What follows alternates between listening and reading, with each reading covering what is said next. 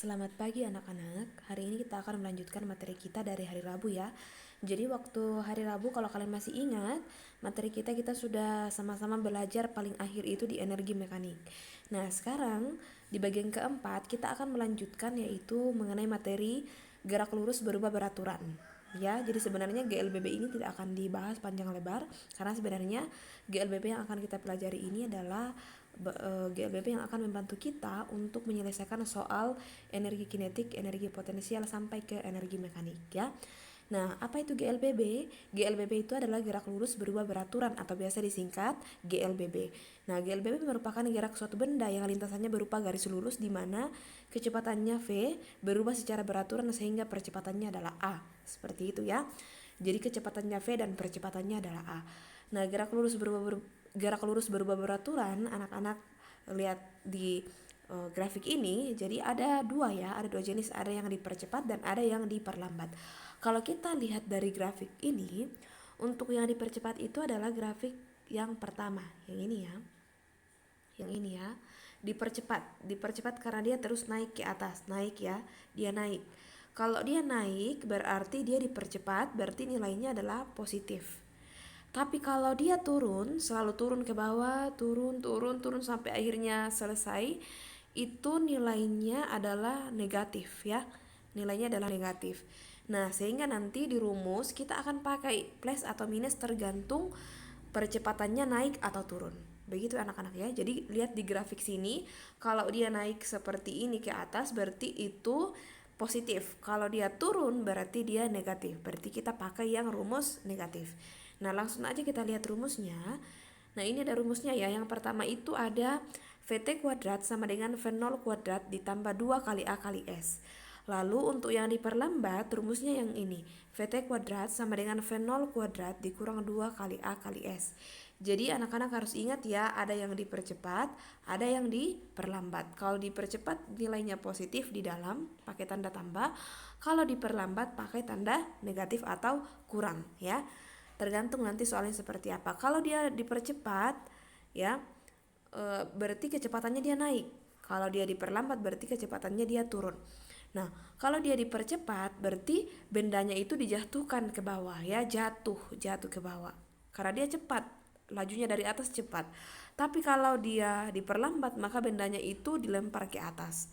Jadi itu yang anak-anak harus pahami ya. Jangan sampai terkecoh dengan tanda panah ini. Kita kembali ke slide sebelumnya. Jadi anak-anak, ibu ulangi di sini supaya anak-anak tidak terkecoh dengan tanda panahnya, ya. Jadi gerak lurus berubah beraturan GLBB itu dipercepat dan bernilai plus apabila kecepatannya naik. Kecepatan naik ya. Nah, kalau dia kecepatan naik berarti itu bendanya turun sehingga sangat cepat gitu. Coba kamu praktekkan di rumahmu. Atau misalnya lagi di sekolah sekarang, kamu praktekkan, kamu ambil benda, kamu lemparkan, kamu jatuhkan ke bawah lalu lemparkan ke atas. Kira-kira mana yang lebih cepat, dilempar ke atas atau dijatuhin ke bawah? Otomatis pasti langsung dijatuhin ke bawah yang lebih cepat karena itu dipengaruhi oleh gaya gravitasi juga ya. Jadi jangan terkecoh dengan panahnya. Ibu ulang sekali lagi, kalau dia dipercepat berarti kecepatannya ini naik kecepatannya naik. Nah, sehingga nilainya positif. Kalau kecepatan naik itu artinya saat benda itu sedang turun ke bawah. Kalau dia turun itu semakin bendanya dijatuhkan itu kecepatannya semakin meningkat. Tapi kalau misalnya kecepatannya diperlambat berarti benda tersebut kecepatannya turun. Kalau bendanya diperlambat berarti kecepatannya tuh turun. Makanya bendanya tuh lambat gitu karena kecepatannya ini menurun, makanya lambat. Tapi posisi bendanya bagaimana? Apakah posisi bendanya dijatuhkan atau dinaikkan? Posisi bendanya otomatis kalau kecepatannya itu sangat kurang berarti posisi bendanya itu dikasih naik ke atas. Makanya tadi ibu bilang ya, coba kamu lemparkan benda ke atas dan kamu pegang lalu kamu jatuhkan ke bawah, mana yang lebih cepat? Otomatis yang lebih cepat itu adalah yang diturunkan ke bawah, seperti itu ya. Jadi jangan terkecoh sampai di sini.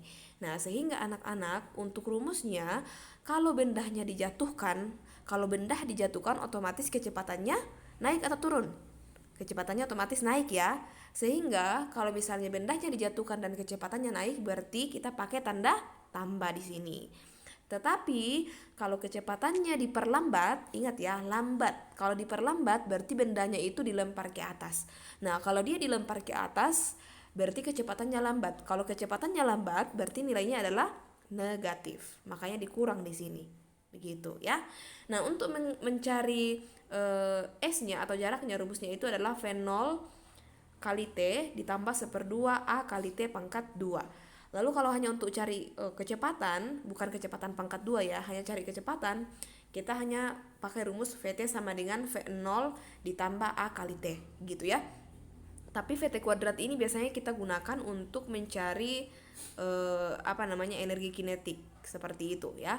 Karena di energi kinetik kan rumusnya 1/2 M kali VT pangkat 2. Jadi supaya nanti tidak perlu dipangkatkan 2 lagi, langsung pakai rumus yang ini saja, yang VT kuadrat, gitu ya.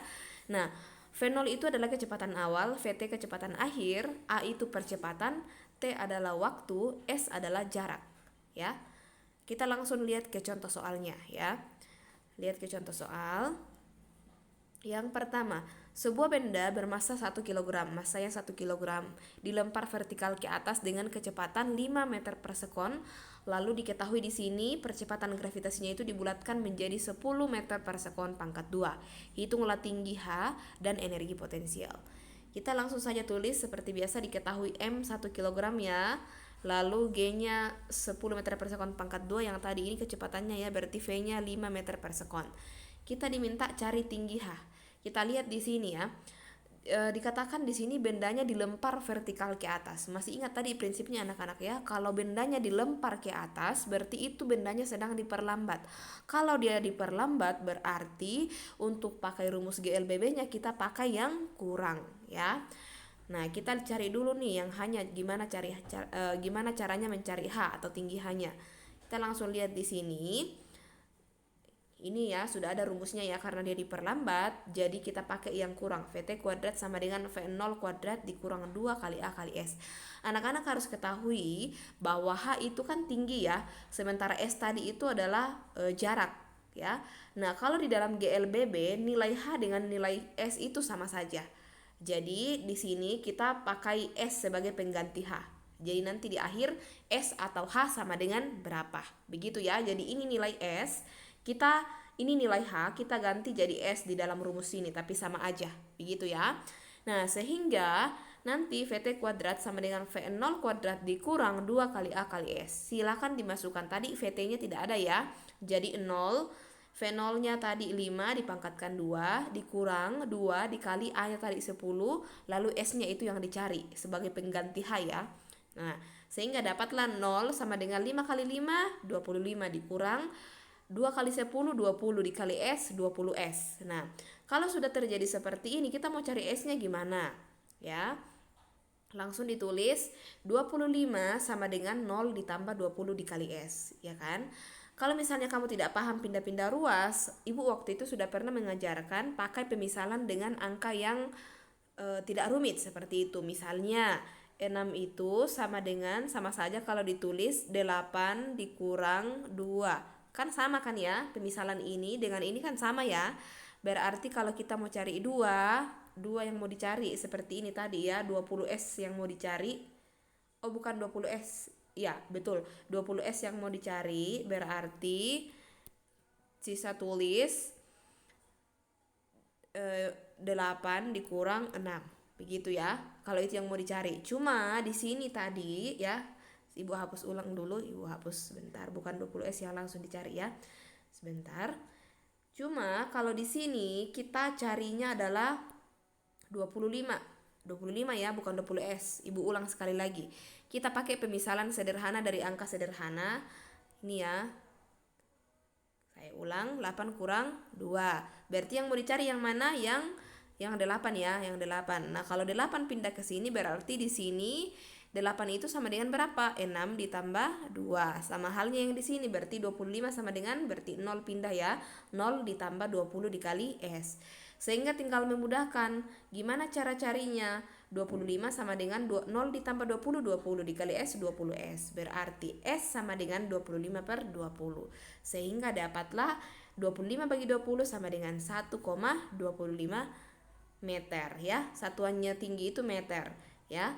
sehingga S atau sama dengan H sebesar 1,25 meter. Nah, kita sudah dapat nih nilai H-nya. Sekarang untuk mencari energi potensialnya tinggal gampang, langsung masukkan rumusnya. EP sama dengan M kali G kali H. Langsung masukkan M-nya tadi 1, G-nya tadi 10, lalu H-nya sudah dicari 1,25, dapatlah 12,5 Joule ya. Nah, berikutnya jadi energi potensial pada titik tertinggi bola tersebut adalah 12,5 Joule. Begitu ya. Sekarang kita lanjut ke contoh berikutnya. Contoh soal berikutnya, benda bermassa 4 kg dijatuhkan dengan ketinggian 20 meter memiliki energi potensial 200 Joule karena berada pada ketinggian H. Bila percepatan gravitasi bumi 10 meter per sekon pangkat 2, hitunglah tinggi H saat energi potensialnya 200 Joule. Di sini dikasih syarat ya, tinggi H saat EP-nya 200. Berarti nanti untuk cari H-nya gampang, tinggal diturunkan dari rumus M kali G kali H. Karena kan sudah ada keterangan di sini, saat energi potensialnya 200 Joule. Lalu bagian B, energi kinetiknya berapa, bagian C, energi mekaniknya berapa. Nah, langsung kita jawab. Seperti biasa ditulis, diketahui M 4 kg-nya. Lalu hanya 20 meter, ini 20 meter, kemudian energi potensialnya 200 Joule, lalu percepatan gravitasinya dibulatkan menjadi 10 meter per sekon pangkat 2. Ditanya yang pertama tinggi hanya, ingat saat EP 200 Joule, jadi ini nggak perlu menggunakan rumus GLBB untuk mencari H atau S ya, karena sudah ada bisa diturunkan dari energi potensial. Lalu yang kedua EK, yang ketiga EM. Kita langsung lihat di sini untuk EP-nya, untuk tingginya saat EP 200 Joule, berarti langsung tulis rumusnya EP M kali G kali H ya. Berarti untuk cari H berarti EP dibagi M kali G ya. Jadi di sini sebenarnya bisa kamu pakai rumus segitiga ya. Di sini tulis EP dibagi, ini dibagi ya. Ini tanda bagi di dalamnya. Ini namanya rumus segitiga, tanda bagi dalamnya, lalu M dikali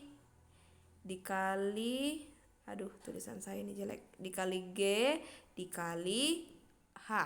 Kalau kita mau cari apa tadi, mau cari H ya. Kalau kita mau cari H berarti H ini kita tutup ya, anggap aja ditutup. Kalau sudah ditutup, apa yang sisa? Berarti sisa EP dibagi M kali G, seperti itu. Hanya ini yang sisa kalau ditutup ini, EP dibagi M kali G. Kalau misalnya kita mau cari M, Bu, gimana caranya? Kita tutup ini, berarti yang terlihat tinggal ini ya. Sebentar, kita hapus dulu sebentar. Tadi M kali G kali H ya. Kalau misalnya kita cari M, Bu, ya udah kita tutup M. Kalau kita tutup M berarti yang tersisa yang di samping ini, berarti tinggal EP dibagi nih G kali H. Nah, tapi ingat, yang tadi itu yang dicari adalah apa anak-anak? Adalah H ya. Jadi H yang ditutup ya. Kita tutup hanya yang terlihat tinggal ini, EP dibagi M kali G. Makanya rumusnya EP dibagi M kali G. Nah, langsung masukkan EP-nya 200, M-nya 4 kg. Kemudian G-nya 10 meter per sekon, berarti 200 dibagi 4 kali 10, 40. 200 bagi 40 sama dengan 5 meter. Jadi tinggi atau H-nya, atau biasa disebut S, saat energi potensial 200 Joule adalah 5 meter ya. Nah, untuk energi kinetiknya gimana, Bu? Nah, disinilah nanti kita pakai rumus GLBB. Karena kenapa? Karena kan tadi kita mau cari energi kinetik, sudah ada tadi masanya ya, tapi VT-nya tidak ada. Kalau tadi kalian ingat waktu diketahui di awal soal tadi itu masanya ada tapi kecepatannya nggak ada. Ya, kecepatan tidak ada, makanya kita pakai rumus yang ini. Kan rumus EK ada dua ya. Yang pertama itu 1/2 kali M kali V pangkat 2. Yang kedua itu 1/2 kali M kali VT pangkat 2. Nah, ini yang kita pakai karena kecepatan tidak diketahui ya. Jadi sekarang waktunya kita pakai rumus GLBB. Kita lihat lagi di sini, tadi dikatakan apa? Oh, bendanya dijatuhkan ke bawah. Tadi Ibu sudah bilang ya, kalau benda jatuh berarti kecepatannya itu semakin naik ya, semakin meningkat. Kalau bendanya jatuh ke bawah dan kecepatannya semakin meningkat atau semakin cepat, berarti kita pakai tanda positif atau tanda tambah. Sehingga di rumus kita pakai VT kuadrat sama dengan V0 kuadrat ditambah 2 kali A kali S. Langsung dimasukkan V VT kuadrat sama kan VT yang mau dicari ya. Berarti VT kuadrat sama dengan V0-nya tadi nggak ada ya. Berarti 0 ditambah 0 pangkat 2 kan 0 kali 0 kan 0 ya. Jadi langsung tulis 0 ditambah 2 dikali A-nya tadi 10 lalu S-nya tadi 20. Nah, mungkin anak-anak sekalian akan bingung nih ya. Mungkin akan bingung kenapa bisa kita pakai S-nya 20 ya. Ingat, S yang memang kita ketahui dari awal. Sebentar ya. S yang kita ketahui dari awal kan 20 ya. Nah, jangan pakai S atau H yang ada di sini nih. Ya, kita pakai yang memang dari awal diketahui. Ini kan S-nya atau H-nya saat EP-nya 200 Joule, tapi yang diketahui di soal itu 20 ya. Nah, begitu ya. Oke, kita next ya. Jadi kita pakai 20, jadi 0 ditambah 2 dikali 10 kali 20 200. 2 kali 200 400 ya. Jadi VT kuadrat sama dengan 400. Sehingga untuk EK tinggal dimasukkan rumusnya 1/2 kali M kali VT kuadrat. Berarti 1/2 dikali 4 ya, M-nya masanya tadi 4 diketahui ya. Lalu VT kuadratnya 400. Begitu ya. Jadi langsung ditulis 1/2 dari 4, matematika lagi ini ya. 1/2 dari 4 ini habis dapat 2. 2 kali 1 2 dikali 400 berarti 800 Joule. Ketemulah energi kinetik. Kalau sudah ketemu energi kinetik, energi potensialnya juga tadi sudah ada diketahui, berarti untuk cari energi mekaniknya tinggal gampang, tinggal dijumlah EP-nya ditambah EK. EP tadi 200, lalu EK-nya 800, berarti totalnya adalah 1000 Joule gitu ya. Oke anak-anak, jadi selama 2 hari ini dari hari Rabu dan juga hari ini kita sudah belajar 3 hal ini. Ada pengertian energi, jenis-jenis energi, penjelasan konsep perhitungan EP, EK, EM, dan GLBB disertai dengan contoh soal. Sudah ada tadi rumus-rumusnya ya. Minggu depan kita masih akan bahas materi yang sama di indikator ini. Tetapi minggu depan kita akan belajar lanjutkan ke materi sumber-sumber energi dalam tubuh dan juga sumber-sumber energi yang ada di alam. Jadi anak-anak sekalian bisa baca-baca dulu buku IPA-nya ya tentang energi. Oke anak-anak, terima kasih. Demikian pembelajaran kita pada hari ini. Semoga kalian bisa paham materinya.